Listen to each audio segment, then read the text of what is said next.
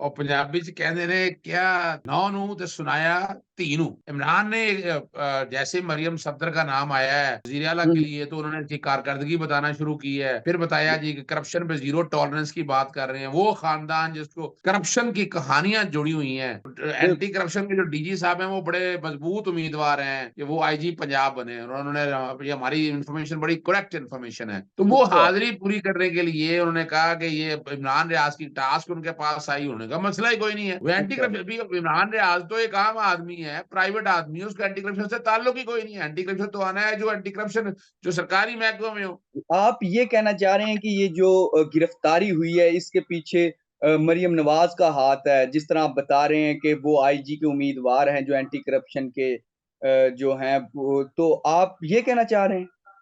बिल्कुल मैं यही कहना चाह रहा हूँ। ये तो मरियम सफदर के ऊपर मैंने कल का कहा हुआ है कि इसकी इंक्वायरी कराएं, रिकॉर्ड मंगाएं, सामने लाएं, और जिसने ये झूठा मुकदमा किया, जिसने झूठी गिरफ्तारी की, उसके खिलाफ एक्शन है, पता चल जाएगा। केस को सोशल मीडिया पे कुछ चीफ जस्टिस ऑफ पाकिस्तान काजी फाइज ईसा के साथ भी जोड़ा जा रहा है। बात बड़ी वाज़ेह है, उससे कंफ्यूजन आई है, सिर्फ इमरान रियाज में ही, अब अपना उलमा बरादरी देखे ना, कंफ्यूजन आई है, बहुत ज्यादा आई है। तो कल इमरान रियाज भी पेश हुए थे कोर्ट में, आप भी थे, तो इमरान रियाज ने वहां गुफ्तगू की, क्या कहना था और क्या मुराल था इमरान रियाज का? इमरान रियाज ने पूरा एक एक चीज बताई है कि ना वो पीछे हटेंगे, वो असूलों पे खड़े रहेंगे, लड़ाई लड़ेंगे असूलों पे, और इस लड़ाई में इंशाल्लाह कामयाबी भी हासिल करेंगे। अरे इमरान रियाज कब तक रिहा होंगे? पीर के लिए गया है, अगले हफ्ते में इंशाल्लाह, चूंकि एंटी करप्शन आएगा, हमें टाइम चाहिए, हमारी कोशिश होगी कि एक दिन में ही बहस होके ये खत्म हो जाए। हमारा केस बहुत सीधा केस है तो रिहाई आप देख रहे हैं कि अगले वीक हो जाएगी? जी, बिल्कुल बड़ी उम्मीद है। मेरिट पे हम कोई एहसान नहीं किसी से मांग रहे, मेरिट पे हमारी रिहाई बनती है और हम इंशाल्लाह मेरिट पे रिहाई लेंगे इसकी। अस्सलाम वालेकुम नाज़रीन, हमारे साथ मौजूद हैं सीनियर एडवोकेट अजहर सिद्दीक साहब। इनसे ये इमरान रियाज का केस भी देखते हैं, इनसे पूछते हैं कि इमरान रियाज को किस केस में गिरफ्तार किया गया और कब तक वो रिहा होंगे। अस्सलाम वालेकुम अजहर भाई, क्या हाल है? जी वालेकुम अस्सलाम, बहुत शुक्रिया जी। आप सुनाएं, ठीक है, खैरियत है? हाँ अल्हम्दुलिल्लाह। अजहर भाई, सबसे पहले तो ये बताएं कि इमरान रियाज को किस केस में गिरफ्तार किया गया है? अच्छा, वो बड़ी जबरदस्त बात है। और पंजाबी च कहते ने क्या नौ नू ते सुनाया धी नू, ठीक है ना। तो वो इन्हें समझ कोई नहीं आ रही थी क्या होना है। इमरान ने जैसे मरियम सफदर का नाम आया है वजीर आला के हम्म। लिए तो उन्होंने इसकी कारकर्दगी बताना शुरू की है। फिर बताया जी कि करप्शन पे जीरो टॉलरेंस की बात कर रहे हैं, वो खानदान जिसको करप्शन की कहानियां जुड़ी हुई हैं। इस पे हम्म। अपना इमरान रियाज ने आने से पहले प्रोग्राम कर दिया, वो नागवार गुजरा। और फिर वो ठीक है। आपको पता है नई हुकूमत आनी है ना, चीफ सेक्रेटरी जब नया आना है, आईजी नया हम्म। आना है, तो महकमों में हम्म। चाहिए ना। तो एंटी बिल्कुल। करप्शन के जो डीजी साहब हैं वो बड़े मजबूत उम्मीदवार हैं कि वो आईजी पंजाब बने, और उन्होंने ये हमारी इंफॉर्मेशन बड़ी करेक्ट इन्फॉर्मेशन है, तो वो अच्छा। हाजिरी पूरी करने के लिए उन्होंने कहा कि ये इमरान रियाज की टास्क उनके पास आई, होने का मसला ही कोई नहीं है। वो एंटी अच्छा। करप्शन भी, इमरान रियाज तो एक आम आदमी है, प्राइवेट आदमी है, उसका एंटी करप्शन से ताल्लुक ही कोई नहीं है। एंटी करप्शन तो आना है जो एंटी करप्शन जो सरकारी महकमों में हो। कुछ ना अच्छा। समझ में आया तो क्या। अच्छा, ये तो सारी बातें हो गई हैं जो आपको लग रहा है कि कोई पीछे चीजें चल रही हैं, लेकिन जो केस है, असल केस क्या है इमरान वो रियाज पे? आ रहा हूँ, क्योंकि वो मैं आ रहा हूँ। देखिए, ये है कि मैं खुद होके आया हूँ, चकवाल पे फार्म हाउस है इमरान रियाज का, बड़ी जंगल में मंगल बनाया हुआ है, एक गांव में, बहुत गांव के आखिरी किनारे झील धाराव के करीब जगह खरीदी उन्होंने वहां पर, लोगों से खरीदी, और बाकायदा वहां एक रास्ता बना के एक फार्म हाउस एस्टेब्लिश किया है।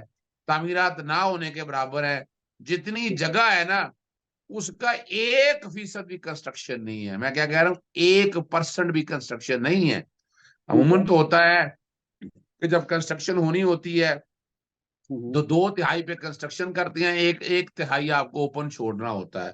हम्म। वहां साथ ही उस जगह के ऊपर मछली का ठेका, बाकायदा पब्लिक ऑक्शन हुई, उस हम्म। पब्लिक ऑक्शन में हिस्सा लिया, हिस्सा ठीक है। लेके वो बाकायदा सबसे ज्यादा बोली देकर, और ये इमरान रियाज ने ये उन्होंने ठेका हासिल किया।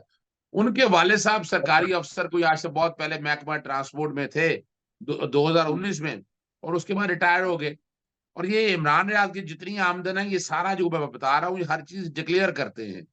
यानी जो ठीक है। जगह खरीदी है या ये हम्म। बाकी सारी चीजें हैं। और कमाल हम्म। की बात है, ये इस बुनियाद पर के नाजायज तामीरात हैं और हम्म। ठेके में गड़बड़, यानी एक ही पर्चे के अंदर जगह भी, नाजायज तामीरात भी और ठेका भी। ये मैं पहली दफा ऐसा को केस सुन रहा हूँ कि इसमें ये सारा गबला किया है। तामीरात का तो आप कह रहे हैं वहां तो बिल्कुल नहीं हुई, तो वो कैसे डाल दिया चीज ने, क्या बड़ी जिसने भी केस। बड़ी देखिए, एक डेरे पे जगह रहने के लिए, डेरे पे रहने के लिए एक जगह कमरे बने हुए हैं, छोटी सी जगह पे हम्म। कमरे बने हुए हैं। एक हम्म। सनसेट पे जगह जाने के लिए एक छोटा सा कमरा बना है जो बिल्कुल झील के करीब है। बाकी तो हम्म। कोई ऐसी तामीरात है ही नहीं। ठेका जो है सबसे महंगा। फिर जब हमने कल रिमांड के ऊपर फिर सारे सब बताएं कि हम्म। जिस सरकारी अफसर ने ठेका दिया उसको पकड़ा है। वो रोजाना दफ्तर आता है, जाता है, सोता है, पीता है, खाता है, उसको तो गिरफ्तार आपने किया नहीं। लेकिन अच्छा। है ही कोई बुनियाद नहीं। और अगर इस केस में कुछ होता, तो वैसे तो इमरान रियाज को ये डिस्चार्ज होने का केस है। इसको हाईकोर्ट में हम्म। क्वाशमेंट कर रहे हैं, इसको चैलेंज कर रहे हैं। हम सिर्फ एक जगह नहीं ठहर रहे हैं, मुख्तलिफ जगहों के ऊपर इस सारे मामले को लेकर चल रहे हैं। और तकरीबन इस हर स्टेज के ऊपर हम लेके चलेंगे इंशाल्लाह इसको। जी जी। अच्छा, इस केस को सोशल मीडिया पे कुछ चीफ जस्टिस ऑफ पाकिस्तान काजी फाइज ईसा के साथ भी जोड़ा जा रहा है कि जिस तरह उनके खिलाफ मुहिम चलाई, एक जो उन्होंने एक केस में एक फैसला दिया था एक केस का, तो उसके हवाले से भी जोड़ा जा रहा है। इसमें क्या सच्चाई है? देखिए, इसमें कोई सच्चाई इसलिए नहीं है कि ये फिर तो एफआईए केस करती ना, फिर तो एफआईए करती। और एफआईए ने नोटिस ऑलरेडी दिया हुआ था, उसमें भी कुछ नहीं है। और वैसे भी हम्म। अगर उस 6 फरवरी का फैसला देके उसमें नजरसानी दायर हो गई है जमात इस्लामी ने, और उस केस हम्म। में फैक्चुअली बहुत गलतियां हैं, यानी काफी गलतियां हैं। और वो फैसला वो नजरसानी होगा, जमानत का केस है। और बात हम्म। बड़ी वाज़ेह है, उससे कंफ्यूजन आई है सिर्फ इमरान रियाज में ही, अपना उलमा बरादरी देखे ना, कंफ्यूजन आई है, बहुत ज्यादा आई है। और बड़ा सोच समझ के वो फैसला लिखना चाहिए था। तो उस केस से मैं नहीं समझता कि इमरान रियाज का इस कंसर्न से कोई ताल्लुक है। इमरान रियाज हक और सच की आवाज उठाता है, वो उठाता रहेगा। ये क्लियर कर दूं कि जितनी जायदाद खरीदी है इनकम टैक्स रिटर्नों में डिक्लेयर है, पैसा वाइट है। यूट्यूब से पैसे आते हैं, उसके अलावा आपको पता है चैनलों से आमदन बहुत ज्यादा थी, वो सारी आती। तो एक एक चीज इमरान रियाज की डिक्लेयर है। ठेका सब जो लिया मछली का, वो सबसे महंगा यानी पैसे देकर ऐसे नहीं लिया, बाकायदा सबसे महंगी बोली लगाकर वो ठेका लिया है। तो उसमें भी ऐसी कोई सदाकत नहीं है। और इसलिए जुडिशल कर दिया था, जमानत दायर कर दी है। मंडे के लिए जमानत की दरखास्त गई है, बाकी अखराज मुकदमा के लिए भी हम काम कर तो रहे हैं। आप आप ये कहना चाह रहे हैं कि ये जो गिरफ्तारी हुई है इसके पीछे मरियम नवाज का हाथ है, जिस तरह आप बता रहे हैं कि वो आईजी के उम्मीदवार हैं जो एंटी करप्शन के जो हैं तो आप ये कहना चाह रहे हैं? बिल्कुल, मैं यही कहना चाह रहा हूँ। ये तो मरियम सफदर के ऊपर मैंने कल का कहा हुआ है कि इसकी इंक्वायरी कराएं, रिकॉर्ड मंगाएं, सामने लाएं। और जिसने ये झूठा मुकदमा किया, जिसने झूठी गिरफ्तारी की, उसके खिलाफ एक्शन है, पता चल जाएगा। यानी अगर वो वाकई उनका ताल्लुक नहीं है, तो अब तक तो ये फाइल आकर फाइल सामने रखते, दो अफसर ईमानदार बिठाएं, पता लग जाएगा केस क्या है। ये तो पर्चा ही खारिज हो जाना चाहिए था अब तक तो। अच्छा, तो आप कब तक रिहाई देख रहे हैं? इमरान रियाज कब तक रिहा होंगे? पीर के लिए गया है, अगले हफ्ते में इंशाल्लाह। चूंकि एंटी करप्शन आएगा, हमें टाइम चाहिए। हमारी कोशिश होगी कि एक दिन में ही बहस होके ये खत्म हो जाए। हमारा केस बहुत सीधा केस है, हमें कोई ऐसी बात नहीं है कि जिसमें कोई डाउट हो, कोई परेशानी हो, कोई दिक्कत हो। हर चीज ओपन एंड शट है। हम इसको अगले हफ्ते में देख रहे हैं। इंशाल्लाह उल अजीज ये खत्म हो जाएगा, ना जमानत भी होगी, और इंशाल्लाह आगे आने वाले दिनों में ये मुकदमा खारिज भी हो जाएगा। तो रिहाई आप देख रहे हैं कि अगले वीक हो जाएगी? जी बिल्कुल, बड़ी उम्मीद है मेरिट पे। हम कोई एहसान नहीं किसी से मांग रहे, मेरिट पे हमारी रिहाई बनती है और हम इंशाल्लाह मेरिट पे रिहाई लेंगे इसकी। तो एंटी करप्शन ने कोई रिमांड भी मांगी है कोर्ट से जी, कल रिमांड मांगा था उन्होंने कि रिमांड पे दिया जाए इमरान रियाज को। और वो केस बना नहीं सके, 3 घंटे की बहस हुई। लेकिन अफसोस इस बात का है कि हमारे मैजिस्ट्रेट साहब ने एक भी आर्गुमेंट नहीं लिखा, जो हमने आर्गुमेंट सारे दिए थे। सिर्फ ये कह दिया कि सारा कुछ रिकॉर्ड के ऊपर है, रिमांड की जरूरत कोई नहीं है। हालांकि हम कल अखराज मुकदमा की दरखास्त लेकर गए थे कि इसको सेक्शन तो 167 को सामने रखते खारिज किया जाए। तो उसमें वो उन्होंने नहीं किया, ठीक लेकिन है। कोई नहीं, हम हाई कोर्ट में लेकर आ रहे हैं इस मामले को, और हाई कोर्ट में इंशाल्लाह खारिज करवाएंगे। तो कल इमरान रियाज भी पेश हुए थे कोर्ट में, आप भी थे, तो इमरान रियाज ने वहां गुफ्तगू की, क्या कहना था और क्या मोराल था इमरान रियाज का? देखिए, इमरान रियाज के वाले साहब पे आपने ऐसे करप्ट होने का इल्जाम लगा दिया। मैं उन्हें बड़े अच्छी तरह जानता हूं। उन्होंने बताया, उन्होंने साथ हम्म। ये बताया कि वहां को 13 कनाल के करीब जगह थी जो किसी तीसरे फरीक की थी। वो पटवारी ने कहा तुम्हारे पास आ गई है, ले लो। उन्होंने कहा ना, अभी मैं एक भी इंच का रवादार नहीं, वो जो पैसे हैं वो मैं दूंगा। और उस फरीक को, जो कि तकरीबन 140 दिन, तो आपको पता है रियासती दहशतगर्दी कह दें, जो मर्जी कह दें, वो हिरासत में रहे।